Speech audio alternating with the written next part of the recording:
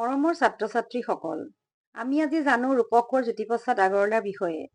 গছে গছে পাতি দিলে ফুলৰে ৰে শৰাই। এই গীতটি বাৰু কোনে ৰচনা কৰিছিল জানানে? তোমালোকৰ বাবে তেখেতে কবিতা, নাটিকা আৰু অকণি ৰামায়ণ আদিও ৰচনা কৰিছিলে। তেখেতৰ নাম হ'ল ৰূপক কোঁৱৰ জ্যোতিপ্ৰসাদ আগৰৱালা। তেখেতে ৰচনা কৰা গীতবোৰ নিজে সুৰ দি শুৱলা কণ্ঠৰে গাইছিলে। সেই গীত আৰু সুৰৰ ধাৰাকে জ্যোতি সংগীত বোলা হয়।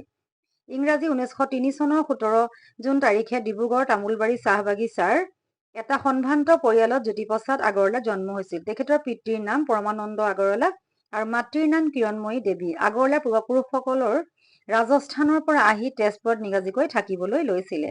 সৰুৰে পৰাই এক সাংস্কৃতিক পৰিৱেশত তেখেত ডাঙৰ দীঘল হৈছিল। ডিব্ৰুগড়ত শিক্ষা আৰম্ভ কৰি উচ্চ শিক্ষা গ্ৰহণ কৰি তেখেতে লণ্ডনলৈ গৈছিলে। আগৰৱালাই বোলছবিৰ বিষয়ে শিক্ষা লবলৈ বাৰ্লিনলৈও গৈছিলে। তাৰ পৰা উভতি আহি তেখেতে জয়মতী বোলছবিখন নিৰ্মাণ কৰিছিলে। জয়মতীয়ে হ'ল প্ৰথম অসমীয়া বোলছবি।